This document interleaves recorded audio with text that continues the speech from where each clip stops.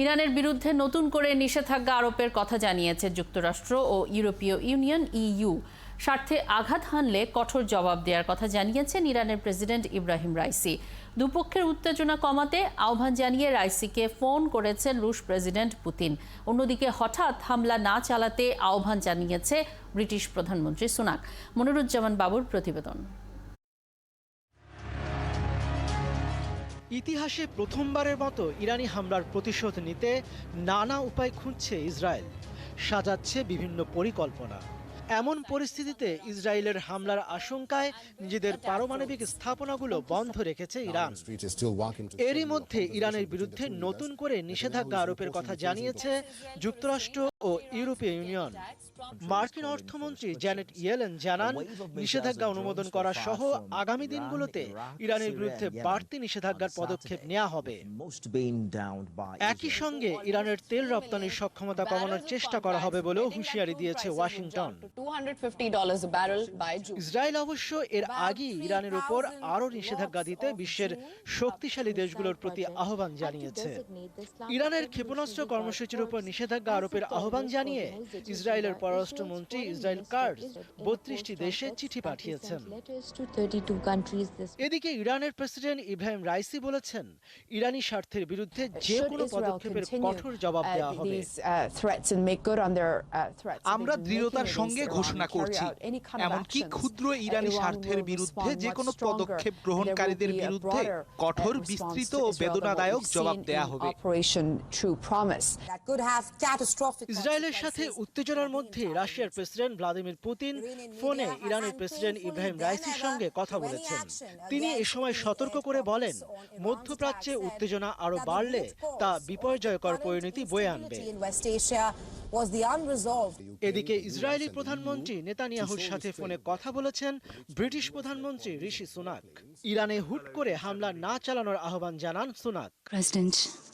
অন্যদিকে চীন বলেছে, তারা বিশ্বাস করে ইরান তার সার্বভৌমত্ব ও মর্যাদা রক্ষা করে পরিস্থিতি ভালোভাবেই সামাল দিতে সক্ষম। মধ্যপ্রাচ্যে আরও উত্তেজনা এড়াতেও তারা সক্ষম। মনিরুজ্জামান বাবু, ৭১।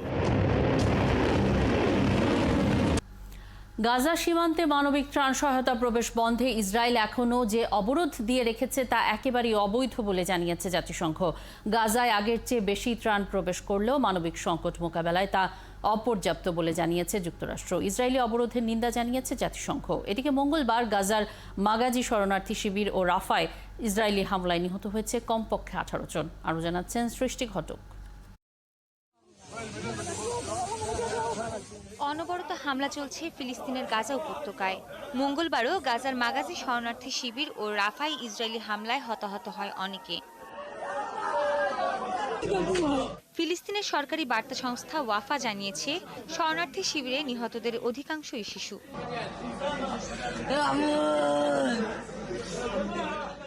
জাতিসংঘ বলছে, গাজা ভূখণ্ডে মানবিক ত্রাণ পাঠানো ও বিতরণের ওপর ইসরায়েল এখনও বেআইনিভাবে বিধিনিষেধ আরোপ করে যাচ্ছে।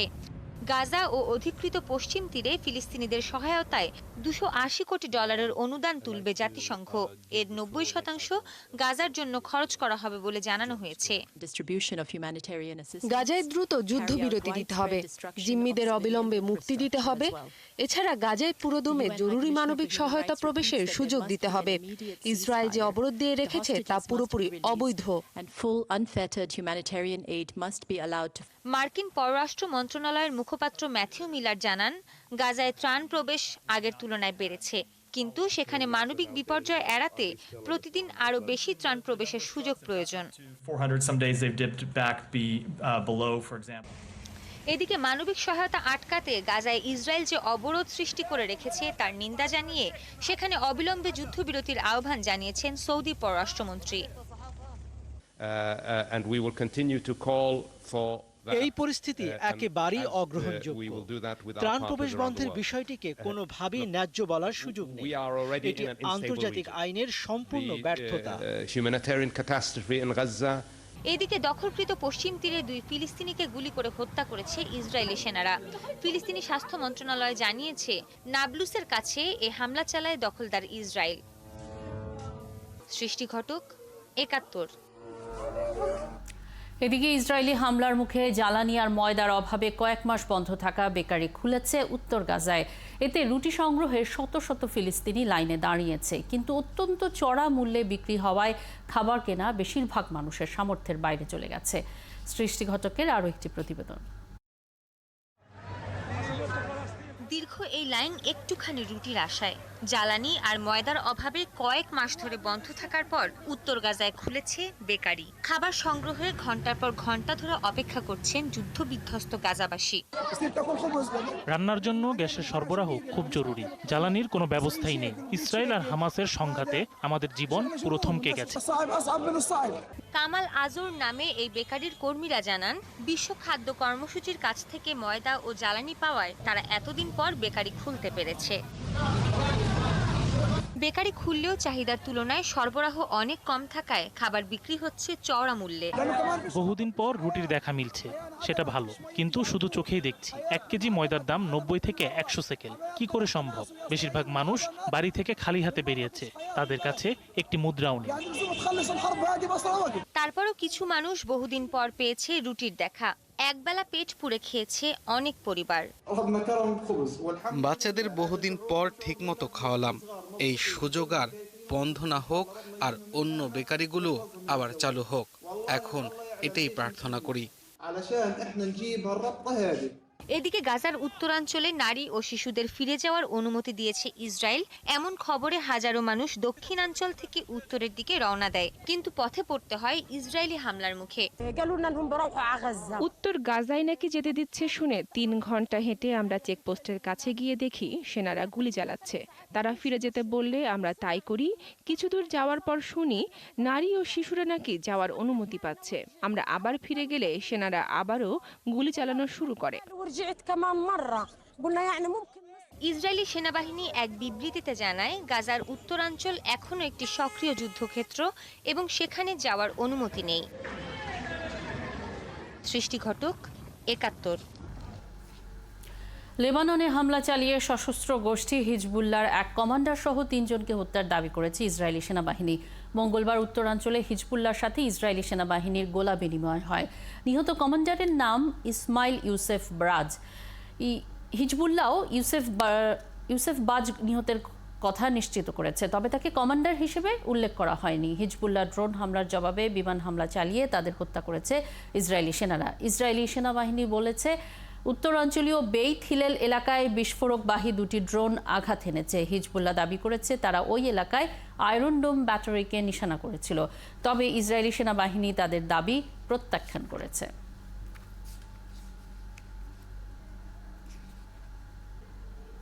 সাথে থাকার জন্য ধন্যবাদ। ফিরে এলাম বিরতির পর। সামরিক অভ্যুত্থানে ক্ষমতাচ্যুত হয়ে কারাবন্দী থাকা মিয়ানমারের গণতন্ত্রপন্থী নেত্রী অং সান সু চিকে কারাগার থেকে সরিয়ে গৃহবন্দী করা হয়েছে। চলমান গরম আবহাওয়ার কারণে বাড়তি সতর্কতা হিসেবে এই পদক্ষেপ নিয়েছে মিয়ানমারের জান্তা।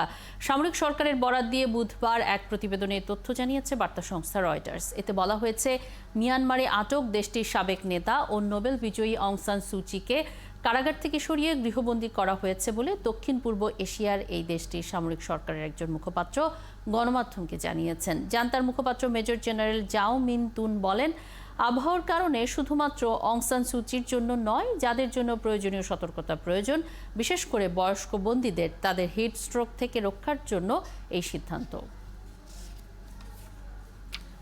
ভারতের ছত্তিশগড় রাজ্যে নিরাপত্তা বাহিনীর অভিযানে 29 মাওবাদী নেতা নিহত হয়েছে। নিহতদের মধ্যে শীর্ষ মাও নেতা শঙ্কর রাও রয়েছেন। মঙ্গলবার ছত্তিশগড়ের কাঁকড় জেলার জঙ্গলে এই অভিযান চালানো হয়। শঙ্কর কাঁকড় জেলার শীর্ষ মাও কমান্ডার ছিলেন। তার মাথার দাম ছিল 25 লাখ রুপি। লোকসভা নির্বাচনের প্রথম দফার ভোট গ্রহণের 3 দিন আগে এই অভিযান পরিচালনা করা হয়। ধর্মের নাম করে বিজেপির হয়ে ভোট চাওয়ার অভিযোগে প্রধানমন্ত্রী নরেন্দ্র মোদীর বিরুদ্ধে মামলা করা হয়েছে দিল্লি হাইকোর্টে। তার বিরুদ্ধে আনন্দ এস জোন্দাল নামের একজন আইনজীবী এই মামলা করেছেন। হাইকোর্টের কাছে তিনি আবেদন করেন, জনপ্রতিনিধিত্ব আইন লঙ্ঘন করার অপরাধে প্রধানমন্ত্রীকে 6 বছরের জন্য নির্বাচনে প্রতিদ্বন্দ্বিতার ক্ষেত্রে অযোগ্য ঘোষণা করা হোক। সেই মর্মে নির্বাচন কমিশন ইসিকে নির্দেশ দেওয়ার আর্জিও জানিয়েছেন তিনি। ভারত নিয়ন্ত্রিত কাশ্মীরে নৌকাডুবির ঘটনায় অন্তত 6 জন নিহত হয়েছে। এই ঘটনায় আরও কয়েকজন এখনও নিখোঁজ রয়েছে। মঙ্গলবার অঞ্চলটির প্রধান শহর শ্রীনগরের কাছে ঝিলম নদীতে একদল যাত্রীকে নিয়ে নৌকাটি ডুবে যায়। ভারতীয় বার্তা সংস্থা প্রেস ট্রাস্ট অফ ইন্ডিয়া জানিয়েছে, ঘটনার দিন নৌকাটিতে 15 জন যাত্রী ছিলেন, যাদের অধিকাংশই শিশু। পাকিস্তানে ভারী বৃষ্টিপাত ও বজ্রপাতে অন্তত 50 জনের মৃত্যু হয়েছে। ভারী বৃষ্টিপাতের আশঙ্কায় পাকিস্তানের জাতীয় দুর্যোগ ব্যবস্থাপনা কর্তৃপক্ষ NDMA ভূমিধস ও বন্যার সতর্কতা জারি করেছে। ভারী বৃষ্টি ও ভূমিধসের ফলে পাকিস্তানের উত্তর পশ্চিমাঞ্চলীয় প্রদেশ খাইবার পাখতুনখোয়ায় সবচেয়ে বেশি মানুষের মৃত্যু হয়েছে। এছাড়া পাঞ্জাব প্রদেশে গত শুক্র থেকে শনিবারের মধ্যে বজ্রপাতে 21 জনের মৃত্যু হয়েছে। মধ্যপ্রাচ্যের দেশ ওমানে বন্যায় কমপক্ষে 18 জনের মৃত্যু হয়েছে। এছাড়া আকস্মিক বন্যায় দুবাই এবং আবুধাবির প্রধান সড়কগুলো যোগাযোগ বিচ্ছিন্ন হয়ে পড়ে। ওমানের কর্মকর্তারা জানিয়েছেন, মৃতদের মধ্যে 9 জনই স্কুলের শিক্ষার্থী। ওমানের national committee for emergency management জানিয়েছে, উদ্ধারকারী দল এখনও নিখোঁজ ব্যক্তিদের খুঁজছে। স্থানীয় বাসিন্দাদের আশ্রয়কেন্দ্রে সরে যেতে বলা হয়েছে। সবচেয়ে ক্ষতিগ্রস্ত প্রদেশ শারকিয়া থেকে লোকজনকে সরিয়ে নিতে পুলিশ ও সেনা মোতায়েন করা হয়েছে। এদিকে ভারী বর্ষণে সংযুক্ত আরব আমিরাতে আকস্মিক বন্যা দেখা দিয়েছে। ভারী বৃষ্টিপাতে দুবাই আন্তর্জাতিক বিমানবন্দরে কার্যক্রমও ব্যাহত হয়। পবিত্র ওমরা পালনের জন্য ভিসা সংক্রান্ত নতুন আইন জারি করেছে সৌদি আরব। এই আইন অনুযায়ী ভিসা অনুমোদনের দিন থেকে এর মেয়াদ থাকবে 3 মাস। আসন্ন পবিত্র হজ মৌসুমকে সামনে রেখে সৌদি আরবের পররাষ্ট্র মন্ত্রণালয়ের সঙ্গে সমন্বয় করে দেশটির হজ ও ওমরা বিষয়ক মন্ত্রণালয় নতুন এই আইন জারি করে। গত রবিবার সৌদি আরবের হজ ও ওমরা বিষয়ক মন্ত্রণালয় বলেছে, ওমরা ভিসায় কেউ সৌদি আরবে গেলে শুধু ওমরা পালন ও অন্যান্য ধর্মীয় আচার পালন করা যাবে। ধর্মীয় কর্মকাণ্ডের বাইরে অন্য কোনো কাজ অথবা চাকরি করা যাবে না। এতদিন ওমরা ভিসা থাকা ব্যক্তিদের সৌদি আরবে প্রবেশের দিন থেকে ভিসার মেয়াদ গণনা শুরু হতো। সে সময়ও ভিসার মেয়াদ 3 মাসই ছিল। আবারও একটা বিরতি নিচ্ছি, ফিরে এসে জানাবো বিশ্বের আরো কিছু খবর। ৭১-এর সঙ্গেই থাকুন। সাধারণ নারকেল তেল ব্যবহারেও চুল পড়া কমছে না? Switch to Dabur Vatika. এতে আছে খাঁটি নারকেল তেলের সাথে আমলকি, কালো জিরার মতো 10টি প্রাকৃতিক উপাদান। রাশিয়া ইউক্রেন যুদ্ধ প্রসঙ্গ। ইউক্রেন যুদ্ধে 50,000-এরও বেশি রুশ সেনার মৃত্যু হয়েছে বলে নিশ্চিত করেছে সংবাদ মাধ্যম বিবিসি। মস্কো নিহতের যে সংখ্যা দিয়েছে তার চাইতে 8 গুণ বেশি এই সংখ্যা।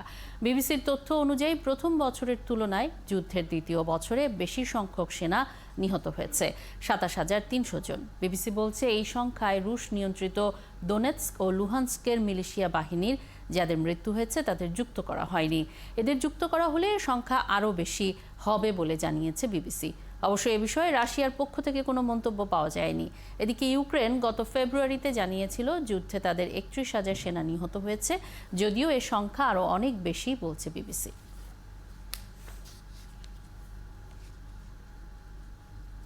ইউক্রেনের প্রেসিডেন্ট ভলোদিমির জেলেনস্কি বলেছেন, আকাশ প্রতিরক্ষা ব্যবস্থায় ক্ষেপণাস্ত্রের ঘাটতির কারণে গত সপ্তাহে রাশিয়ার একটি ক্ষেপণাস্ত্র হামলা প্রতিহত করা যায়নি।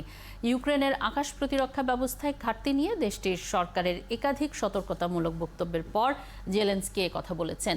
রাশিয়া দেশটির জ্বালানি ব্যবস্থায় হামলা জোরদার করার পর তা ঠেকাতে হিমশিম খাচ্ছে ইউক্রেনীয় সেনাবাহিনী। মস্কো বলছে, ইউক্রেনের লড়াইয়ের সক্ষমতা হ্রাস এবং রাশিয়ার অভ্যন্তরে সাম্প্রতিক হামলার প্রতিশোধে এসব আক্রমণ পরিচালনা করা হচ্ছে। ইউক্রেন বলে আসছে, পুরো দেশকে রুশ ক্ষেপণাস্ত্র থেকে রক্ষার জন্য অন্তত 25টি প্যাট্রিয়ট ব্যবস্থা প্রয়োজন।